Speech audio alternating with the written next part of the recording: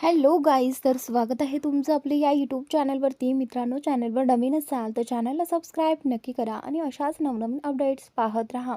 सीमा हलकेच हसू लागली. जसजशी रात्र वाढत होती तसा थंडावा अधिकच वाढत होता. थंडीने सीमा थरथर कापू लागली. सुमेश पुढे सरसावला आणि अचानक सीमेला आपल्या मिठीत घेतलं. त्या क्षणी सीमा सुमेशच्या व्यक्तिमत्वानं इतकी प्रभावित झाली होती की त्याच्या मिठीत तिला एक वेगळाच दिलासा आणि ऊब जाणू लागली. सुमेश तिच्या डोळ्यात पाहत म्हणाला, सीमा, तू खूप सुंदर आहेस. ही स्तुती ऐकून सीमा लाजली. सुमेशने दोन्ही हातात तिचा चेहरा अलगद धरला आणि तिच्या डोळ्यात पाहू लागला. मला तुझ्यावर प्रेम झालं आहे सीमा, म्हणजेच पहिल्याच नजरेत प्रेम. सीमा आश्चर्याने त्याच्याकडे पाहू लागली. तुम्ही काय बोलत आहात? सुमेश तिच्या कानाजवळ हलक्या आवाजात कुजबुजला. आणि मला खात्री आहे की तुलाही माझ्याबद्दल तसंच वाटतं. सीमाने ओठ वाकवत म्हटलं. असं काही नाही. सुमेश हसत म्हणाला.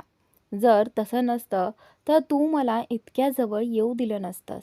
सीमा हलकेच हसली. तिने मान डोलावत कबूल केलं. मलाही तुम्ही खूप आवडता. सुमेश हळूहळू सीमाच्या अधिक जवळ आला. त्याने तिच्या कमरेभोवती हात टाकून तिला आपल्या जवळ ओढलं. सीमाचा श्वास वेगाने चालू लागला. बाहेर कोसळणारा जोरदार पाऊस आणि वाढती थंडी या सगळ्यात दोघांमधील जवळीक आणखी गहिरी होत गेली. हळूहळू सुमेशने सीमेला चुंबन दिलं. त्याचे ओठ तिच्या ओठांवर अलगद टेकले. तो अतिशय कोमलपणे तिला चुंबन देत होता. त्याने सीमेला उचलून टेबलावर बसवलं. त्याचे हात तिच्या अंगावरून अलगद फिरू लागले. सीमा त्या व्यक्तीवर पूर्ण विश्वास ठेवत होती, ज्याच्याबद्दल तिला नावाव्यतिरिक्त फारसं काही माहीत नव्हतं. सीमा खोल श्वास घेऊ लागली. सुमेश तिच्या डोळ्यात पाहत तिचे कपडे अलगद बाजूला करू लागला. जसा त्याने आपल्या शर्टची बटन उघडली तशी सीमाची धडधड आणखी वाढली. सुमेश म्हणाला, I love you Seema. Seema म्हणाली, I love you too Sumesh. Sumesh तिच्यावर झुकला आणि तिच्या अंगावर अलगद चुंबनांचा वर्षाव करू लागला. सीमाचे हलके हुंदके संपूर्ण खोलीत घुमू लागले. काही वेळातच दोघे एकमेकांच्या अतिशय जवळ आले. थोड्याच वेळात बाहेरचा पाऊस थांबला आणि त्यांच्या मनात उसळलेलं वादळही शांत झालं. सुमेश म्हणाला, बहुतेक पाऊस थांबला आहे. आता मला निघायला हवं. तो शर्ट घालू लागला तेव्हा सीमा त्याच्या छातीवर अलगद येऊन टेकली. सुमेश हलक्या आवाजात म्हणाला, तुला हवं असेल तर आपण पुन्हा एकदा. मला हरकत नाही. सीमाने त्याच्या छातीवर हलकासा मार दिला. काय बोलताय तुम्ही? पुन्हा कधी भेटणार? सुमेश म्हणाला, 2 दिवसांनी भेटूया. इथे मला खूप काम आहे आणि जर बाबांना कळलं की मी काम पूर्ण केलं नाही तर ते मला घरातही घेणार नाहीत. सीमा म्हणाली, म्हणजे तुम्ही इथले नाही? सुमेश म्हणाला, मी दिल्लीहून आलो आहे आणि दिल्ली इथून खूप दूर आहे. फार नाही, सध्या तरी मी तुझ्याच शहरात आहे स्वीटहार्ट. सुमेशने सीमाच्या कपाळावर हलकेचे चुंबन दिलं आणि तो तिथून निघून गेला. सीमाच्या चेहऱ्यावर आपोआप हसू उमटलं. दुसऱ्या दिवशी रजनीने सीमाच्या चेहऱ्यावरची चमक पाहिली आणि विचारलं, काय झालं? आज तुझा चेहरा खूपच खुललाय. काही चक्कर आहे का? तुला प्रेम वगैरे तर नाही झालं ना? सीमा हसली आणि तिला काल रात्रीची सगळी गोष्ट सांगितली. रजनीचे डोळे मोठे झाले. काय? तो मुलगा म्हणाला, सुमेश त्याच्यासोबत? वा, आणि तो दिसायलाही खूप हँडसम आहे. रजनी आणि सीमा दोघेही हसू लागल्या. त्या दिवसानंतर सुमेश आणि सीमा वारंवार भेटू लागले. ते दोघे एकत्र खूप वेळ घालवू लागले आणि हळूहळू एकमेकांच्या अधिक जवळ येऊ लागले. एकदा सीमा हळूच म्हणाली, सुमेश, तू माझ्याशी लग्न करशील ना? सुमेशने तिला आपल्या मिठीत घेत म्हणाला, ऑफकोर्स. जेव्हा मी तुझ्यावर प्रेम करतो तेव्हा लग्नही तुझ्याशीच करणार. काही महिन्यानंतर. सुमेश आणि सीमा एकत्र येऊन बरेच महिने झाले होते. सुमेश कामानिमित्त नेहमी सीमाच्या शहरात येत असे आणि तिची भेट घेत असे. एके दिवशी सीमाची तब्येत बिघडली. ती धावत वॉशरूममध्ये गेली आणि उलट्या करू लागली. काहीतरी तिला संशय आला म्हणून ती तपासणीसाठी डॉक्टरांकडे गेली. डॉक्टर म्हणाले, सीमा, तू गर्भवती आहेस. आणि त्यानंतर इकडे आपल्या गर्भधारणेबद्दल ऐकून सीमाचे होश उडाले. ते घाबरून म्हणाली, काय? तुम्ही काय म्हणत आहात? नक्कीच काहीतरी गैरसमज झाला आहे. कृपया एकदा पुन्हा तपासणी करून पहा. डॉक्टर शांतपणे म्हणाले, पुन्हा तपासणीची गरज नाही सीमा. तुझी धारणा निश्चित झाली आहे. सीमाच्या डोळ्यातून अश्रू वाहू लागले. ती क्लिनिकच्या बाहेर आली आणि मनात विचार करू लागली, मला सुमेशला याबद्दल सांगायलाच हवं आणि तो सध्या इथेच थांबला आहे. सीमाने टॅक्सी घेतली आणि सुमेशच्या हॉटेलमध्ये पोहोचली. सीमाला पाहताच सुमेशने तिला मिठीत घेतलं आणि आनंदाने म्हणाला, सीमा तू? त्याने सीमाच्या ओठांवर हलकेच ओठ टेकवले आणि तिला किस करू लागला. तेवढ्यात सीमाच्या लक्षात आलं की सुमेश परत जाण्यासाठी आपलं सामान पॅक करत होता. सीमा म्हणाली, सुमेश, मला तुझ्याशी काही महत्त्वाचं बोलायचं आहे. सुमेश सामान आवरत म्हणाला, हो बोल ना. आणि त्यानंतर सीमाने आपल्या पर्समधून प्रेग्नन्सीची रिपोर्ट काढून त्याच्या समोर ठेवला. तो रिपोर्ट वाचता सुमेशच्या चेहऱ्याचा रंग उडाला. पण त्याने स्वतःला सावरलं. खोल श्वास घेत त्याने सीमाच्या कपाळावर किस केलं आणि म्हणाला, वा सीमा, आपण आई बाबा होणार आहोत. मला खूप आनंद झाला आहे. आणि त्यानंतर सीमाच्या डोळ्यातून पुन्हा अश्रू वाहू लागले. ती हळू आवाजात म्हणाली, मग तू माझ्याशी लग्न करशील ना? सुमेश म्हणाला, अगं नक्कीच. आधी मला घरी बोलून तर येऊ दे. असं म्हणत सुमेशने हातातील सोन्याचं ब्रेसलेट काढलं आणि सीमाच्या हातात घातलं. तो म्हणाला, मी खूप लवकर परत येईन आणि मग आपण लग्न करू. सुमेश निघून गेला आणि त्या दिवसापासून सीमा त्याची वाट पाहू लागली. 6 महिने उलटून गेले. सीमाची गर्भावस्था आता स्पष्ट दिसू लागली होती. एके दिवशी तिच्या घरी सुमेशकडून आलेलं पत्र आलं. सीमाने थरथरत्या हाताने पत्र उघडलं आणि वाचलं. सीमा, मी तुझ्यावर कधीच प्रेम केलं नाही. ते फक्त टाइमपास होतं. मी फक्त माझ्या मंगेतरवर प्रेम करतो. मला विसर आणि आयुष्यात पुढे जा, सुमेश म्हणाला. हे वाचता सीमाच्या डोळ्यातून अश्रूंचा पूर आला. तिने लिफाफा पुन्हा पाहिला, पण त्यावर सुमेशचा कोणताही पत्ता नव्हता. ती रडतच खाली जमिनीवर बसली. आता माझं काय होणार? आणि माझ्या बाळाचं मी त्याला कसं वाढवणार, तेही वडिलांच्या नावाशिवाय? त्यावेळी ती हमसून रडत राहिली आणि मग नकळत तिच्या आयुष्यात राकेश आला. सीमाची गर्भावस्था माहिती असूनही त्याने तिच्याशी लग्न केलं आणि माही जन्मल्यानंतर तिला स्वतःचं नाव दिलं. आत्ताचा काळ. हे सगळं सांगताना सीमाजींच्या डोळ्यात अश्रू आले. आईच्या वेदना माहीला पूर्णपणे जाणवत होत्या. ती लगेच त्यांच्या गळ्यात जाऊन बिलगली. सीमाजी रडत म्हणाल्या, यात त्या माणसाची पूर्ण चूक नाही. चूक माझीच होती. मी त्याला नीट ओळखून न घेता माझं सगळं त्याच्यावर विश्वास ठेवून दिलं. मी त्याच्यावर प्रेम करू लागले. माहीचा चेहरा कठोर झाला. ती म्हणाली, आता त्या माणसाला मी धडा शिकवणार. हे ऐकून सीमाजी घाबरल्या. तू असं काहीही करणार नाहीस माही. माही ठाम आवाजात म्हणाली, मी नक्की करणार मम्मी. त्याने तुमच्यासोबत जे केलं त्याची शिक्षा त्याला मिळायलाच हवी. सीमाजी घाबरत म्हणाल्या, काय शिक्षा? माही, तुझं डोकं ठिकाणावर आहे ना? तू ना त्याला शोधशील ना कोणताही बदला घेशील. माही रागाने म्हणाली, का नाही मम्मी? त्याने तुमच्याशी विश्वासघात केला.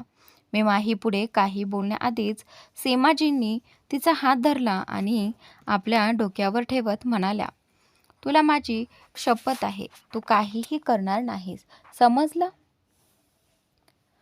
माही गोंधळी. सीमाजी तिला तिच्या खऱ्या वडिलांना शोधण्यापासून का रोखत होत्या हे तिला समजत नव्हतं. पण का मम्मी? सीमाजी हळू आवाजात म्हणाल्या, तो खूप श्रीमंत घराण्यातला आहे आणि जर त्याला कळलं की तू त्याची मुलगी आहेस तर तो तुला माझ्यापासून दूर नेईल याची मला भीती वाटते. आणि तसंही काय माहिती त्याने आपलं नाव खरं सांगितलं होतं की नाही. तू त्या माणसाला पुन्हा कधीच भेटणार नाहीस, समजलं? माहीने खोल श्वास घेत म्हणाली. ठीक आहे मम्मी, तुम्ही म्हणाल तसं. हे ऐकताच सीमाच्या जीवात जीव आला. एका जुन्या फॅक्टरीत दरम्यान शांतनू त्या ठिकाणी पोहोचला होता जिथे जियाच्या माणसांना टायगर घेऊन आला होता.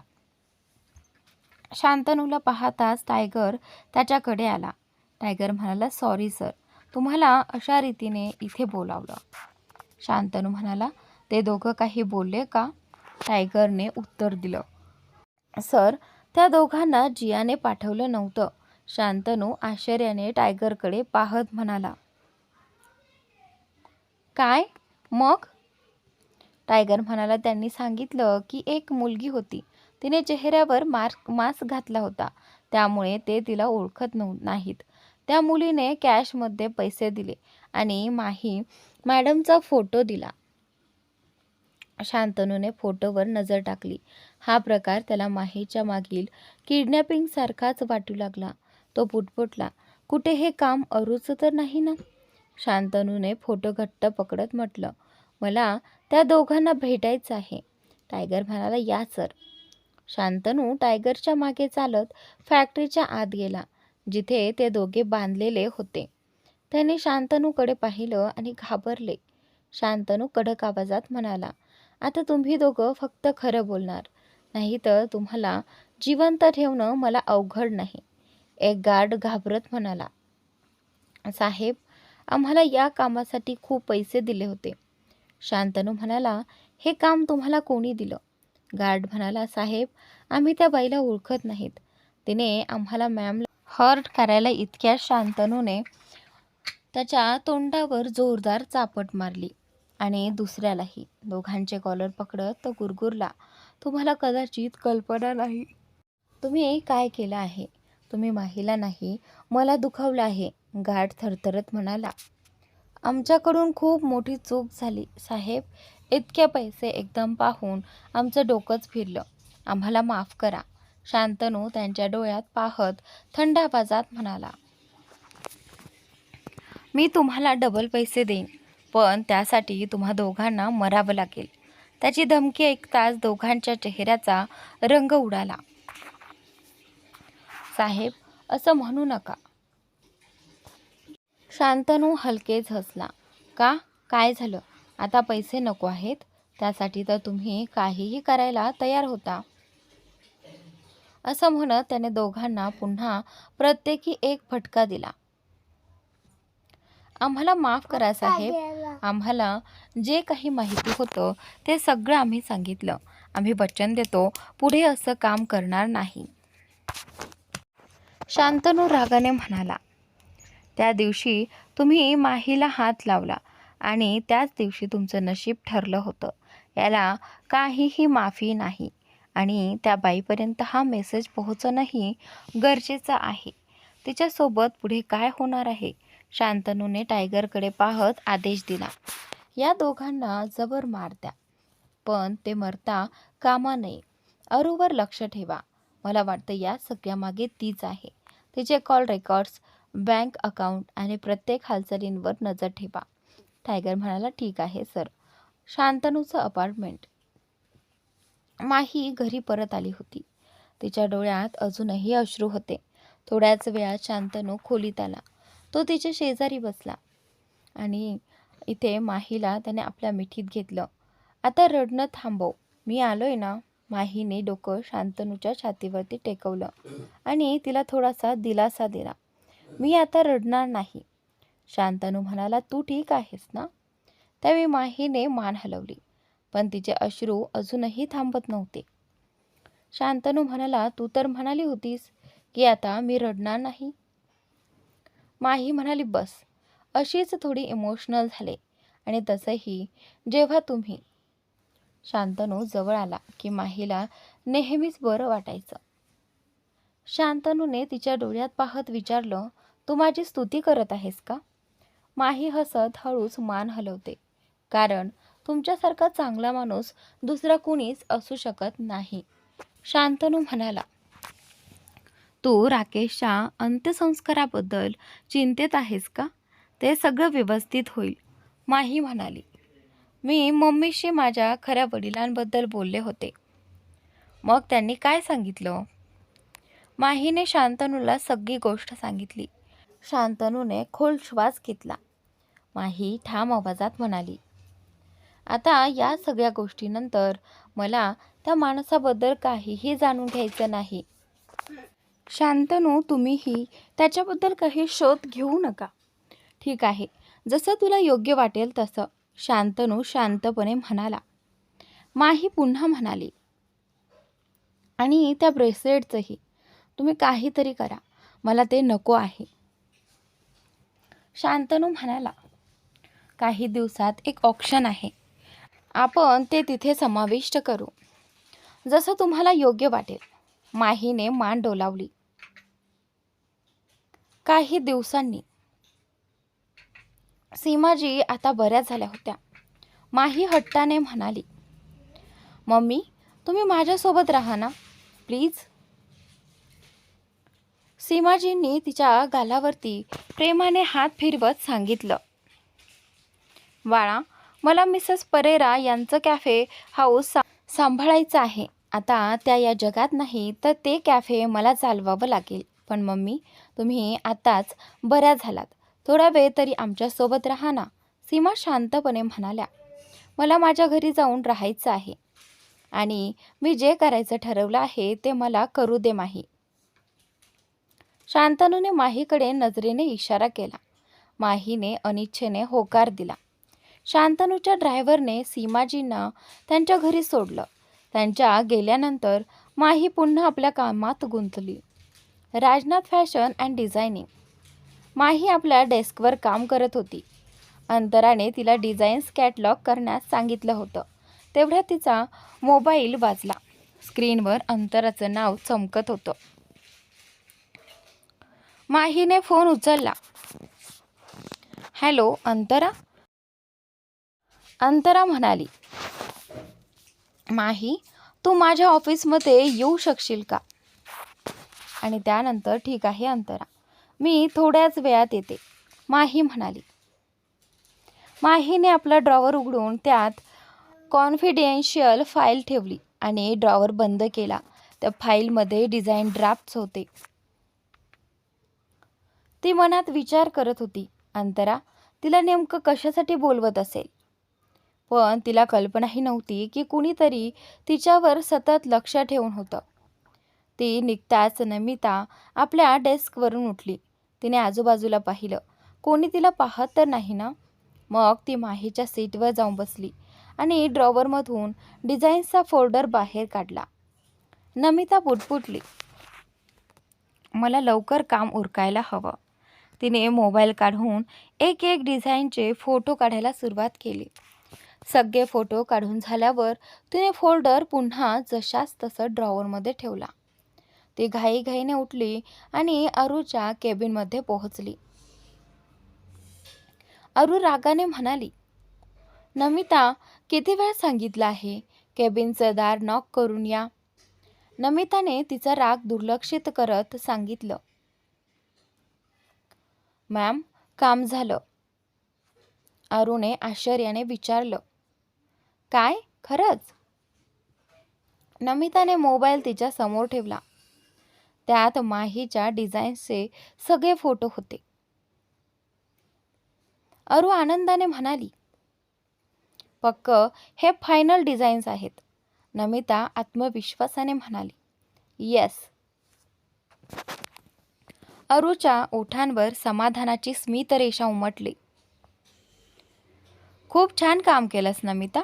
माही एकदा बाहेर गेली की मी तुला प्रमोशन देईन. यावेळी तू माझी सेक्रेटरी होशील. हे ऐकताच नमिता खूप उत्साहित झाली. थँक्यू सो मच अरू मॅम. अरूने हाताने इशारा करत सांगितलं, बस बस, आता उत्साह आवर. कोणालाही आपल्यावर संशय यायला नको.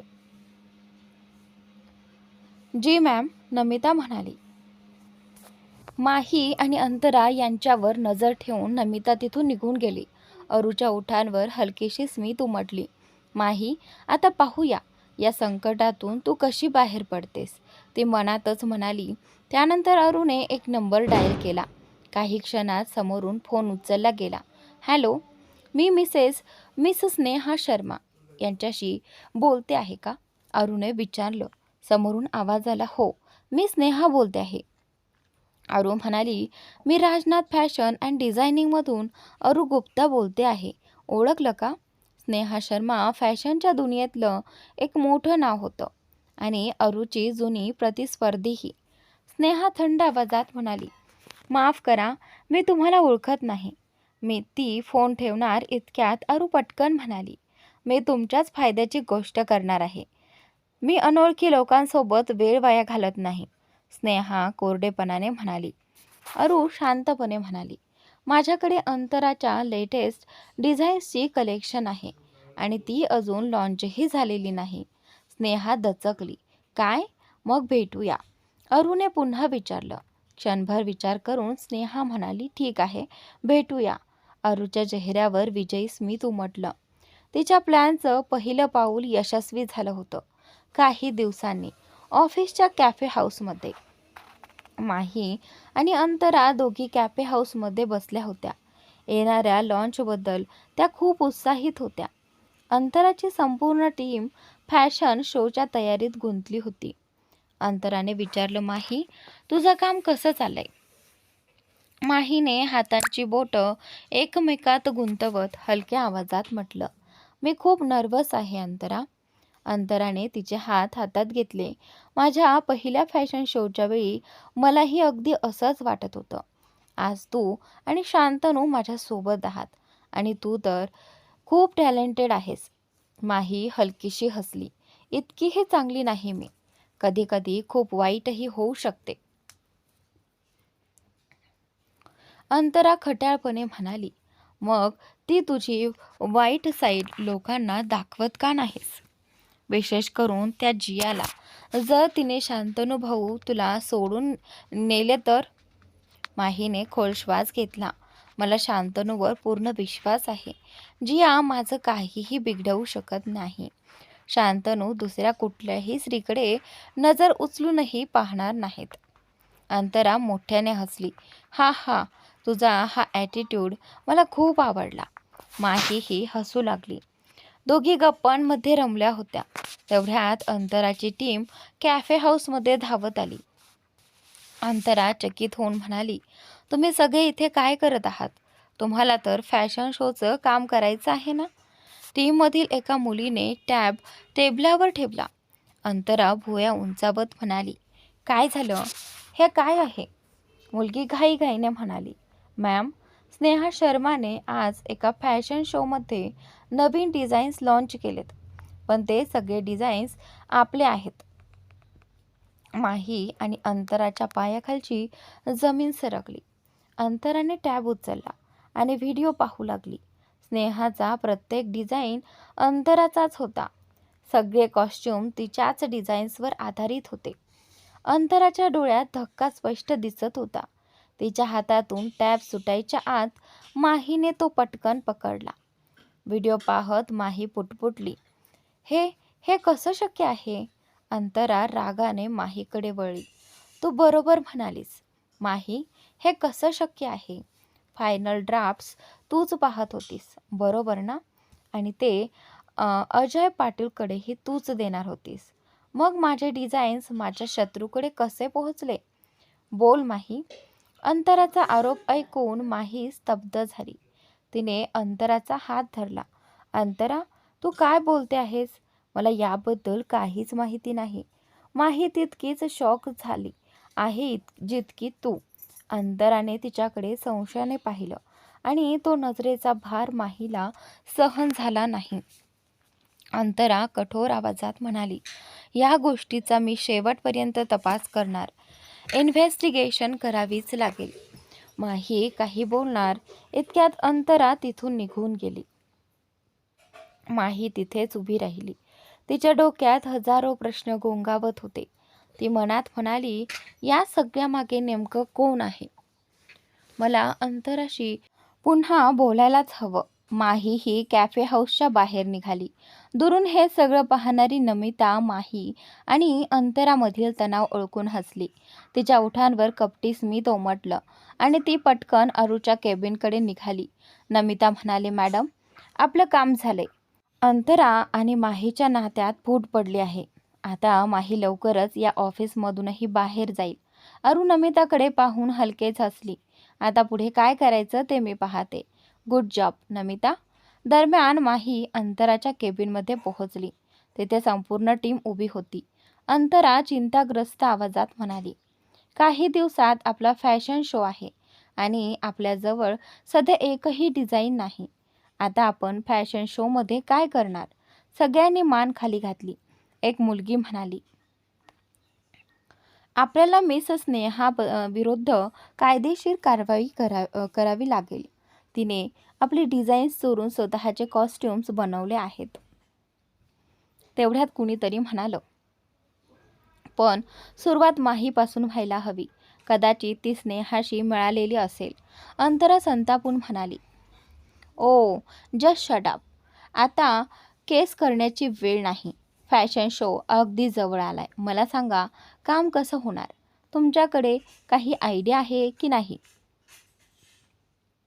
कोणीतरी म्हणालं, आपल्याला रात्रंदिवस काम करावं लागेल.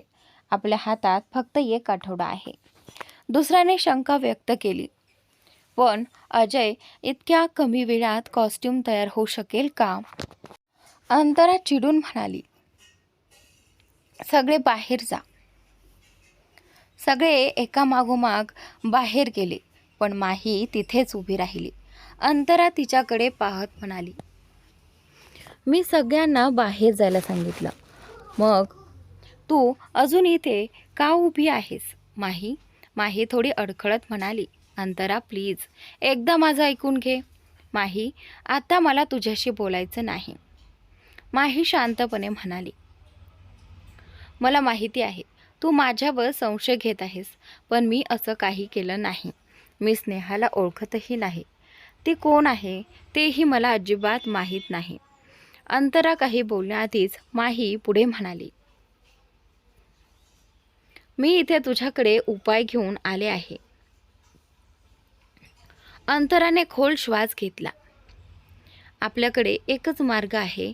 फॅशन शो पुढे ढकलावा लागेल. इतक्या कमी वेळात नवीन डिझाईन्स तयार होणार नाहीत.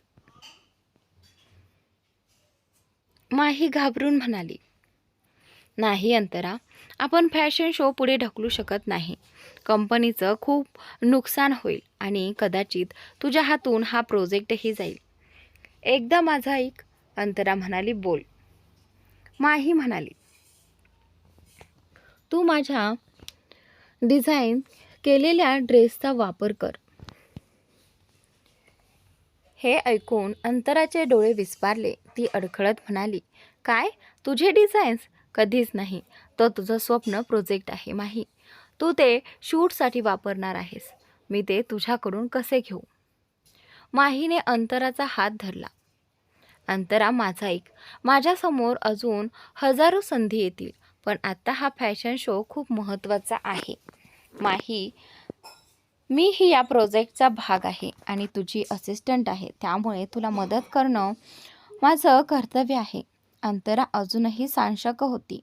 माही, हे सगळं चुकीचं वाटते. मी असं तुझे डिझाईन्स घेऊ शकत नाही. माही हळू आवाजात म्हणाली, कुठेतरी यासाठी मी ही जबाबदार आहे. मी तुझ्या डिझाईन्सकडे नीट लक्ष दिलं नाही. प्लीज हो म्हण. एकदा फॅशन शो पार पडू देत. मग आपण स्नेहापर्यंत डिझाईन्स कशा लीक झाल्या ते शोधू. अंतराने खोल श्वास घेतला. ठीक आहे, थँक्यू सो मच. तुझं हे उपकार मी आयुष्यभर विसरणार नाही, माही म्हणाली. पण माझी एक अट आहे. अंतरा आश्चर्याने म्हणाली, कशी अट?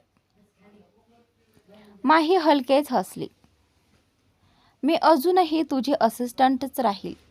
अंतराच्या चेहऱ्यावर हसू उमटलं, पण माहीसाठी तिचं मन कुठेतरी उदास झालं. कारण आता माही फॅशन कॉम्पिटिशनमध्ये भाग घेऊ शकत नव्हती. अंतरा आणि माही एकमेकींना मिठी मारतात. त्याचवेळी अरू अंतराच्या केबिनमध्ये येत होती. दोघींना मिठी मारताना पाहून ती गोंधळली.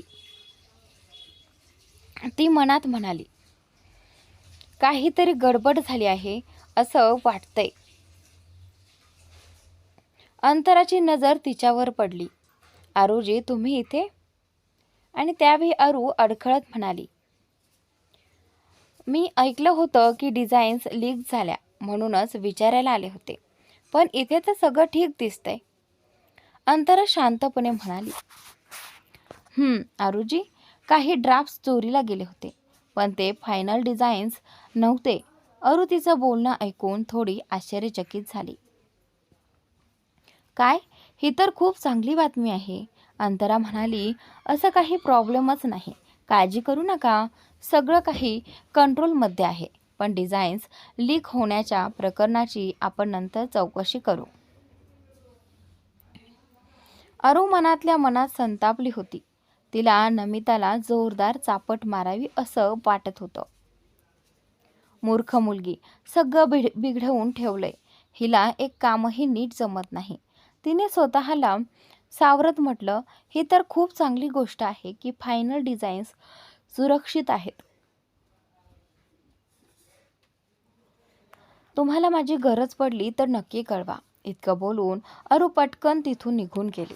तिच्या चेहऱ्यावर आता स्पष्ट राग दिसत होता. केबिनमध्ये पोहोचताच तिने नमिताला बोलावलं. आता माझ्या केबिनमध्ये ये. ती स्वतःशीच पुटपुटली, या मुलीची माझ्याशी खोटं बोलायची हिंमत कशी झाली. हिला तर मी नोकरीतून काढून टाकेन. अशी निकमी मुलगी मी कामावर ठेवू शकत नाही. तेवढ्यात केबिनवर नॉक झालं. अरू म्हणाली, कम इन. नमिता आत येताच अरूने संतापाने तिच्याकडे पाहिलं आणि थेट म्हणाली, यू आर फायर. अरूचा राग पाहून नमिता थक्क झाली. ती तर या अपेक्षेने आली होती की अरू तिला बक्षीस देईल आणि कदाचित प्रमोशनही. नमिता घाबरत म्हणाली, मॅम, काय झालं? अरू थंड आवाजात म्हणाली, तुला वाटतं तू सगळं काम व्यवस्थित केलं आहेस? नमिता घाबरतच म्हणाली, यस मॅम, सगळं ठीक होतं. मी स्वतःच्या डोळ्यांनी अंतरा माहीवर चिडताना पाहिलं होतं. त्यानंतर अंतरा कॅफे हाऊसमधून निघून गेली आणि मग माही तिला समजवायला तिच्या मागे गेली होती. काहीही चुकीचं झालं नाही. हे ऐकताच अरू उठली. नमिता जवळ गेली आणि तिच्या गालावर जोरदार चापट मारली. मूर्ख मुलगी, स्नेहाकडे जे डिझाईन्स पोहोचले ते फायनल डिझाईन्स नव्हते. फायनल डिझाईन्स अजूनही अंतराकडेच आहेत. हे ऐकून नमिताचा चेहरा फटकन पांढरा पडला. मॅम, हे कसं शक्य आहे? मी स्वतः माहीच्या ड्रॉवरमधून फाईल काढून डिझाईन्सचे फोटो घेतले होते. अरू कठोरपणे म्हणाली, ते चुकीचं आहे. माही आणि अंतरा अजूनही एकत्र आहेत आणि लॉन्च ठरल्याचं दिवशी होणार आहे. नमिता अडखळत म्हणाली, मॅम, त्या फाईलवर मी स्वतः वाचलं होतं, कॉन्फिडेन्शियल फायनल ड्राफ्ट्स, म्हणूनच मी इतका रिस्क घेऊन फोटो काढले. अरू आपल्या खुर्चीत बसली आणि नमिताकडे थंड नजरेने पाहत म्हणाली, मला माहीत आहे तू असिस्टंटचं काम करत करत कंटाळली आहेस, म्हणून मी तुझं काम सोपं करते. You R fired. नमिता हात जोडून गयावया करू लागली. मॅम, असं करू नका. तुम्ही मला अशी नोकरीतून काढू शकत नाहीत. मी तुमची खूप कामं केली आहेत. आणि त्यावेळी अरू संतापून म्हणाली, माझी कामं करण्याऐवजी तू ती बिघडवली आहेस. तुझ्यासारखी निकम्मी मुलगी मी इथे ठेवू शकत नाही. नमिताने तिला खूप समजवण्याचा प्रयत्न केला, पण अरू काही ऐकायला तयार नव्हती. शेवटी नमिताचा चेहरा कठोर झाला. ती अरूला धमकावत म्हणाली, तुम्ही मला असं काढू शकत नाही मॅम. तुम्ही या कंपनीत खूप प्लॅनिंग केलं आहे. जर तुम्ही मला जॉबमधून काढलं तर मी सगळं एक्सपोज करीन. अरू संतापाने पेटली. आता तुझी इतकी हिंमत झाली की तू मला धमकी देतेस. आजपर्यंत कुणीही अशी हिंमत केली नाही. जर तू असं काही करण्याचा प्रयत्न जरी केला तर तू आणि तुझं पूर्ण कुटुंब या जगातून गायब होईल. आता इथून निघ. अरुणे नमिताला इतक्या जोरात ढकललं की ती जमिनीवर कोसळली. नमिताच्या डोळ्यातून अश्रू वाहू लागले. तिच्या मनात संतापाची ज्वाला पेटली होती. पण सध्या शांत राहणंच तिने योग्य समजलं. अरुने केलेला अपमान तिला आतून जाळत होता. नमिता उठली आणि केबिनच्या बाहेर निघून गेली. बाहेर पडताना तिने वळून अरुच्या केबिनकडे पाहिलं आणि मनात म्हणाली, तू माझ्याशी हे करून बरोबर केलं नाहीस. अरू, तू खूप मोठी चूक केली आहेस. याची किंमत तुला चुकवावीच लागेल. अंतराचे केबिन. अंतराने आपल्या संपूर्ण स्टाफला केबिनमध्ये एकत्र बोलावून म्हटलं, आपले डिझाईन्स ज्या तारखेला लॉन्च होणार होते त्याच दिवशी लॉन्च होतील. हे ऐकून स्टाफमधील लोक एकमेकांकडे पाहू लागले. अंतरा पुढे म्हणाली, आणि यासाठी मला माहीचे आभार मानायचे आहेत. माही मला तिचे डिझाईन्स देत आहे जे आपण लॉन्च करणार आहोत. यावर एका स्टाफ मेंबरने विचारलं, पण हे डिझाईन्स तर माहीचे आहेत. ती ते तिच्या शोमध्ये वापरणार होती ना? माही शांतपणे म्हणाली, मला आता हे डिझाईन्स नको आहेत. माझ्यासाठी अंतराचा हा प्रोजेक्ट जास्त महत्त्वाचा आहे. अंतराचे सगळे कर्मचारी आश्चर्याने माहीकडे पाहू लागले. माहीबद्दल त्यांच्या मनात जे काही संशय होते ते हळूहळू दूर होऊ लागले. एका कर्मचाऱ्याने भाऊक होत म्हटलं, माही, तू आमच्या कंपनीला वाचवलंस. नाहीतर काय झालं असतं कोण जाणे. अंतरा गंभीर स्वरात म्हणाली, यावेळी आपण माहीमुळे वाचलो. पण पुढे असं होऊ नये यासाठी आपल्याला तपास करावा लागेल की आपले डिझाईन्स लीक कसे झाले. सर्वजण एकसुरात म्हणाले, आम्ही त्याला नक्की शोधून काढू. अंतरा ठामपणे म्हणाली, आणि हो, आता या डिपार्टमेंटमध्ये आपण कोणावरही आंधळा विश्वास ठेवू शकत नाही. आपले डोळे कान सगळे उघडे ठेवा. आता मी कुणालाही दुसरी चूक करण्याची संधी देणार नाही. समजलं का? सर्वांनी मान हलवून होकार दिला. मीटिंग संपताच माही आपल्या डेस्कवर जाऊन बसली. तेवढ्या तिचा फोन वाजू लागला. स्क्रीनवर नमिताचं नाव फ्लॅश होत होतं. माहीने ऑफिसमध्ये नजर फिरवली, पण नमिता कुठेच दिसत नव्हती. माही पुटपुटली, नमिता कुठे आहे आणि मला कॉल का करत नाही?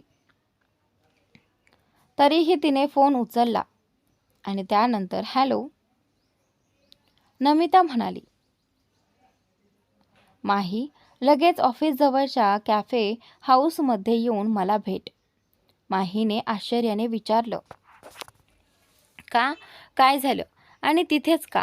नमिता म्हणाली, मला तुला डिझाईन्स लीक होण्याबद्दल काही सांगायचं आहे. हे ऐकून माही विचारात पडली. कुठे नमिता पुन्हा काही खेळ तर खेळत नाही ना? आणि त्यानंतर नमिता अधीरपणे म्हणाली, काय विचार करतेस? लवकर उत्तर दे. माहीने खोल श्वास घेत म्हटलं, ठीक आहे, मी येते.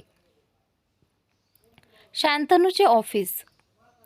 शांतनू काही कागदपत्र वाचत बसला होता. तेवढ्या त्याची सेक्रेटरी मिली आत आली. तिने त्याच्यासमोर टॅब ठेवत म्हटलं, सर, कालच स्नेहा शर्माचा फॅशन शो झाला. हे पहा. शांतनू डिझाईन्स पाहू लागला आणि त्याच्या कपाळावर आठा पडल्या. हे सगळे तर अंतराचे डिझाईन्स आहेत. हे स्नेहापर्यंत पोहोचले कसे? मिली म्हणाली,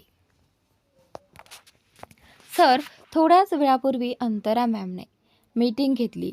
त्यांचा फॅशन शो पुढच्या आठवड्यात आहे आणि आता त्यांच्याकडे डिझाईन्स नाहीत. त्या अडचणीत येऊ शकतात. शांतनूने आश्चर्याने विचारलं, पण हे सगळं झालं तरी कसं? मिली म्हणाली, बहुतेक एखादा स्टाफ मेंबरच यात सामील आहे.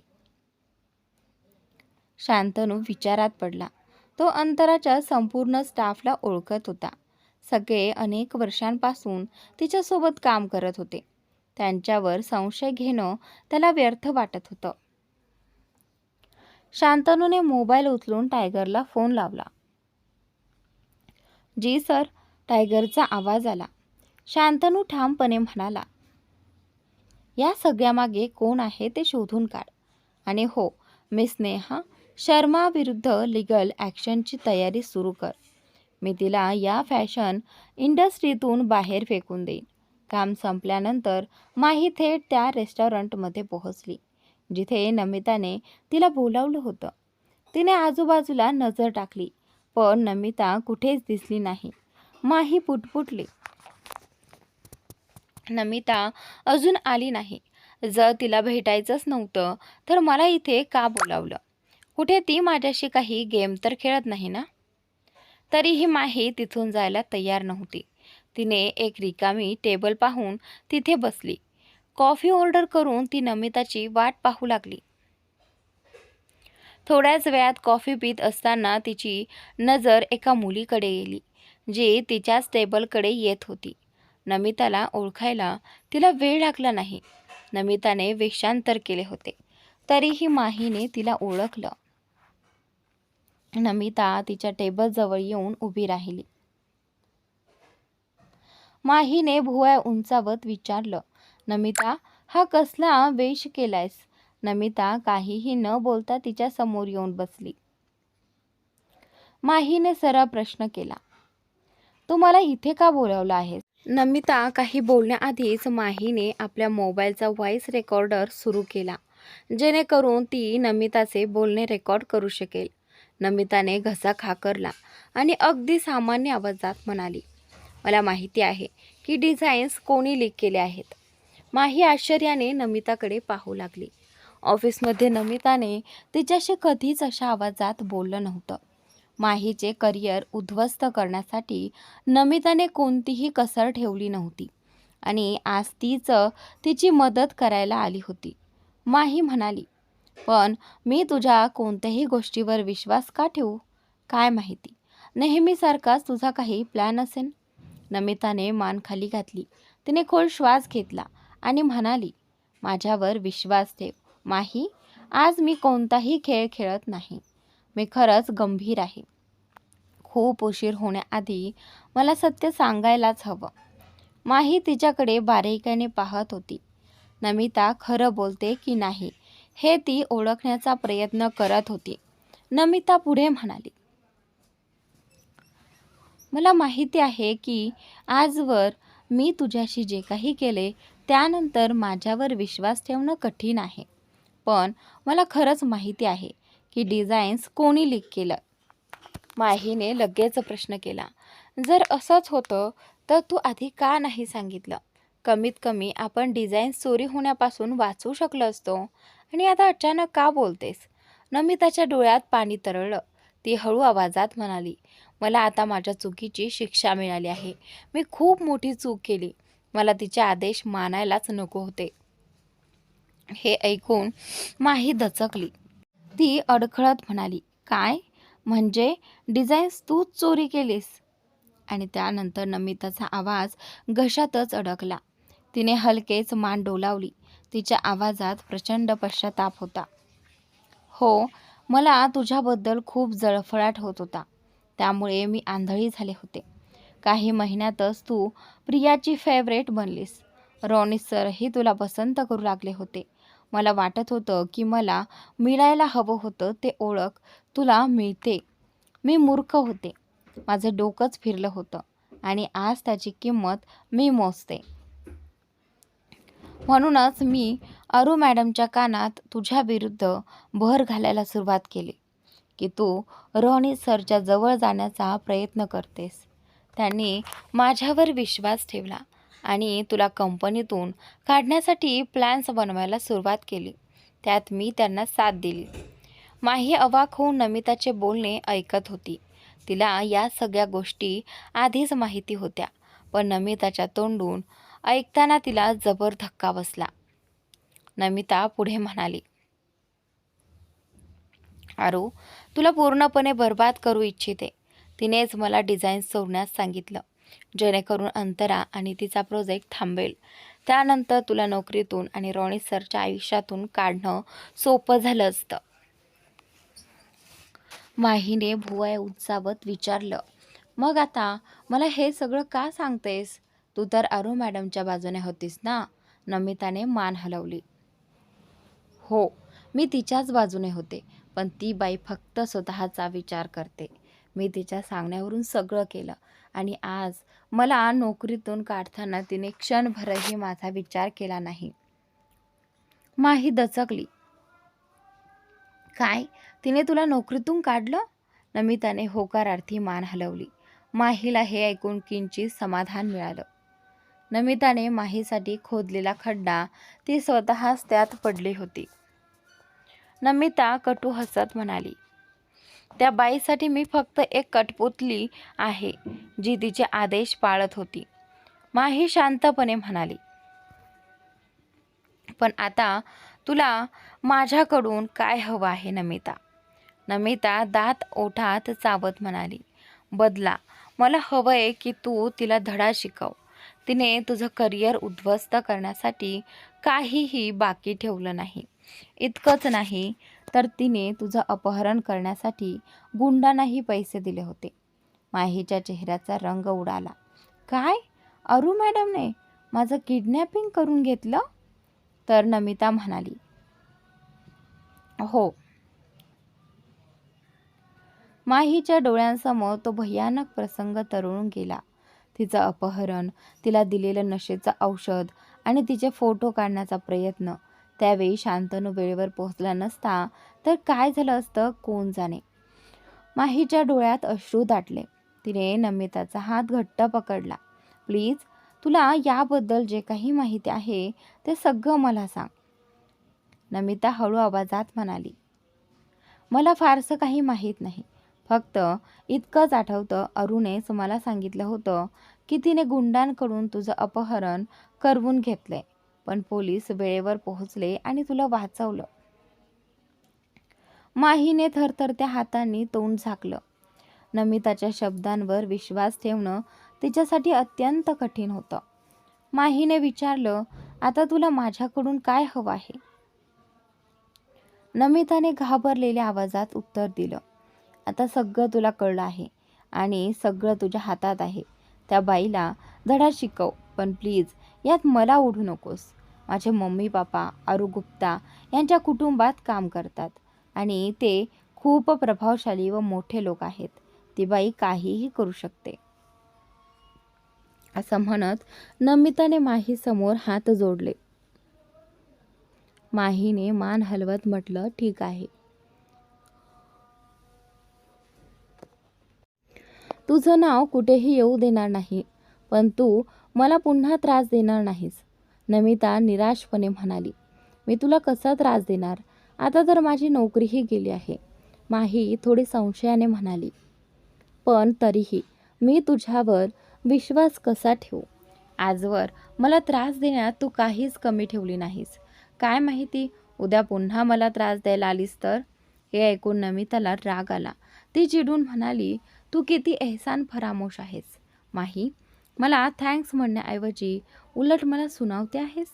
माही हलकेच हसत म्हणाली, पाहिलंस, तू पुन्हा तुझ्या अवकातीवर आलीस ना? पण काळजी करू नकोस, तुझं नाव मी समोर येऊ देणार नाही. असं म्हणत माहीने मोबाईल पर्समध्ये ठेवला आणि ती तिथून निघून गेली. बाहेर पडताना ती मनात विचार करत होती, अरू इतकी कूल असेल असं मी कधीच विचारही केला नव्हता. मला याबद्दल शांतनूसोबत बोलायलाच हवं. तिला धडा शिकवायलाच हवा. माही फोन काढणार इतक्यात तिच्यासमोर एक कार येऊन थांबली. ती झटकन मागे सरकली. कारमधून जिया बाहेर आली आणि तिला पाहून माही आश्चर्यचकित झाली. जियानेही आश्चर्याने विचारलं, माही, तू इथे काय करतेस इथे? माही शांतपणे म्हणाली, मी माझ्या एका मित्राला भेटायला आले होते. जियाने भुवया उंचावत विचारलं, मित्र की मैत्रीण? माही चिडून म्हणाली, त्याच्याशी तुला काय मतलब? जिया हसू लागली, अच्छा ते जाऊ दे. मी तर अजयजींच्या स्टुडिओला गेले होते. ऐकलं की अंतराचे डिझाईन चोरी झाले. काही कळलं का?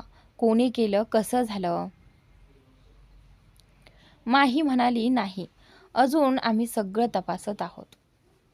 जिया बनावट सहानुभूतीने म्हणाली, खरंच स्नेहाकडून अशी अपेक्षा नव्हती. मला वाटलं नव्हतं की ती इतक्या टॅलेंटेड अंतराचे डिझाईन्स चोरू शकते. माही ठामपणे म्हणाली, करू दे, आम्ही स्नेहाविरुद्ध कायदेशीर कारवाई करणार आहोत. हे ऐकताच जियाच्या डोळ्यात चमक आली.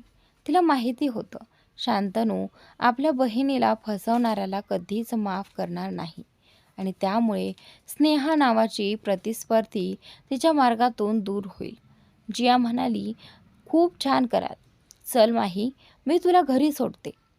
माहीने तिच्याकडे टोकदार नजरेनं पाहिलं.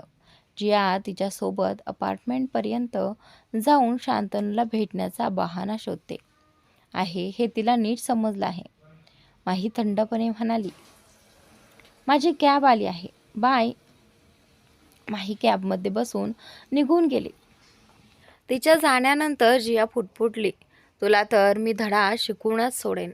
तिने पर्समधून फोन काढून कुणाला तरी कॉल केला आणि त्यानंतर हॅलो तिकडून आवाज आला. जिया म्हणाली, मला राजनाथ फॅशन्स अँड डिझायनिंगचे CEO रोनित बक्षी यांचा नंबर हवा आहे आणि तोही लगेच. तिकडून उत्तर आलं, ठीक आहे. दरम्यान माही कॅबमध्ये बसताच तिने शांतनूला फोन लावला. हॅलो, शांतनूचा आवाज आला. माहीने थेट विचारलं, शांतनू, तुम्ही आज घरी थोडं लवकर येऊ शकता का?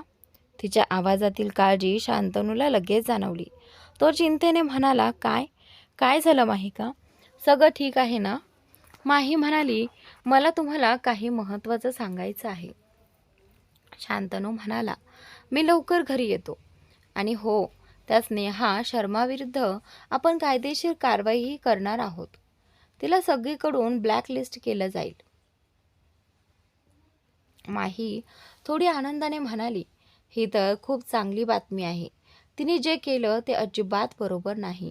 पण मला तुम्हाला एक खूप महत्त्वाची गोष्ट सांगायची आहे, प्लीज. शांतनू शांतपणे म्हणाला, हो माही, तू काळजी करू नकोस. फोन ठेवून शांतनू आपल्या ऑफिसमधून बाहेर पडणार इतक्यात त्याचा मोबाईल पुन्हा वाजू लागला. स्क्रीनवर टायगरचं नाव चमकत होतं. शांतनू म्हणाला, हॅलो टायगर. टायगर म्हणाला, सर, त्या शार्प शूटरबद्दल एक बातमी आहे. आणि त्यानंतर शांतनू म्हणाला, काय? त्या शार्प शूटरला अरू गुप्ताच्या घरातील एका नोकराने हायर केलं होतं. हे ऐकताच शांतनू दचकला. काय? टायगर म्हणाला, आणि त्या नोकराला पकडण्याची पूर्ण तयारी केली आहे. तो आमच्यापासून पळू शकणार नाही. शांतनू कपाळावर आठ्या आणत म्हणाला, तो कुठल्याही परिस्थितीत सुटता कामा नये. त्याच्यामुळे सुनील मृत्यूच्या दारात पोहोचला होता. मला ॲड्रेस पाठव, मी लगेच तिथे पोहोचतो. टायगर म्हणाला, जी सर. टायगरकडून पत्ता मिळताच शांतनू काही वेळात त्या ठिकाणी पोहोचला जिथे अरूचा नोकर आणि शार्प शूटर भेटणार होते. ती जागा खूप ओस पडलेली होती. शांतनू तिथे पोहोचताच टायगर म्हणाला, सर, ते बघा, शार्प शूटर. आता तो नोकर याला भेटायला नक्की येईल. शांतनू समाधानाने म्हणाला, खूप छान काम केलंस टायगर. आज हे दोघे पकडले गेले पाहिजेत. टायगर म्हणाला, तो पळून जाऊ शकणार नाही. इतक्यात एक कार येऊन थांबली. शांतनू मनात म्हणाला, बहुतेक आपली वाट पाहणं संपलं. त्या कारमधून एक माणूस खाली उतरला. त्याने लांब कोट घातला होता आणि डोक्यावर हॅट होती. तो शार्प शूटरकडे पावलं टाकत पुढे जाऊ लागला. तसे शांतनूने खिशात ठेवलेल्या पिस्तूल वरची पकड घट्ट केली. नोकर म्हणाला, मला इथे का बोलावलं आहे? मी तुला नकार दिला होता ना. माझ्याशी पंगा घेणं तुला किती महागात पडू शकतं याची तुला कल्पना नाही. शार्प शूटर रागाने म्हणाला, ओ नरेश, मी तुझ्यापासून घाबरत नाही, समजलंस? मला अजून पैसे हवेत, पूर्ण 1 कोटी. त्यानंतर मी कायमचा इथून निघून जाईल. 1 कोटीची मागणी ऐकताच नरेशचे डोळे विस्फारले. तो संतापून म्हणाला, तुझं डोकं ठिकाणावर आहे का? 1 कोटी? स्वप्न पाहतोयस का तू? मी तुला एक पैसाही देणार नाही.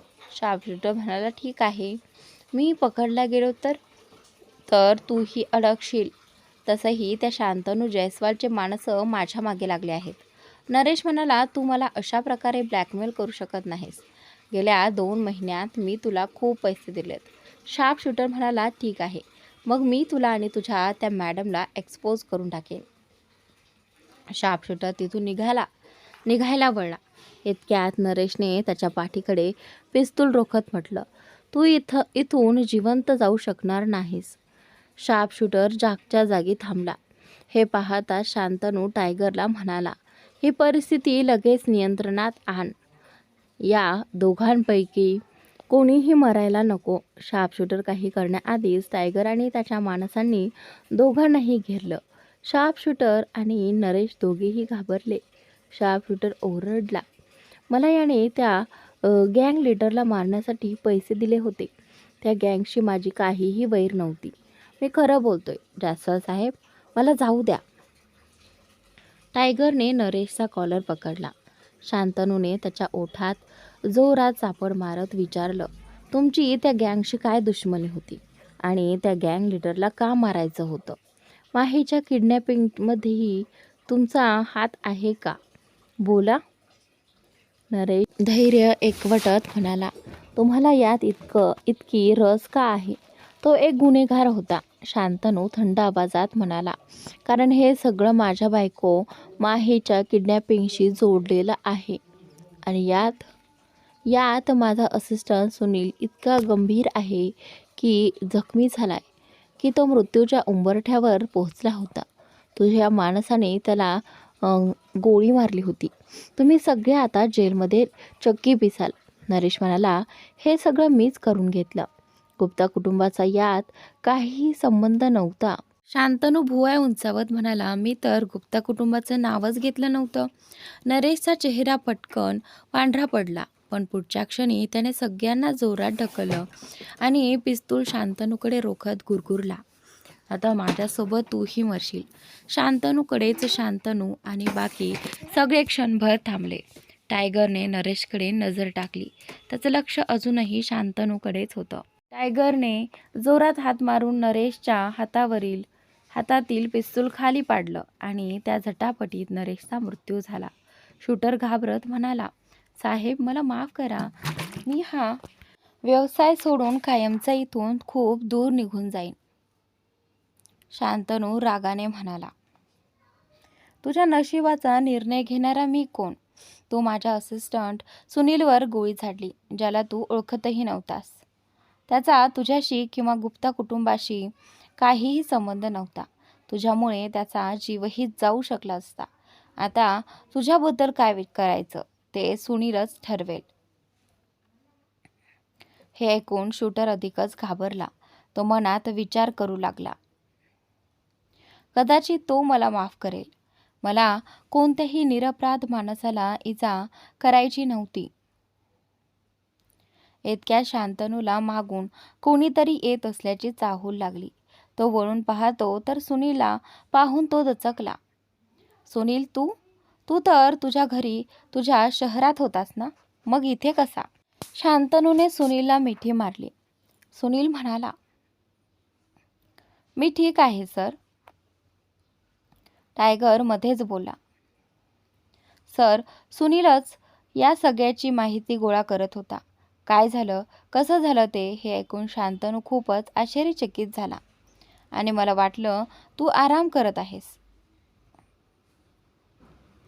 सुनील म्हणाला, सर, त्या हल्ल्यात मी जवळजवळ मेलच होतो.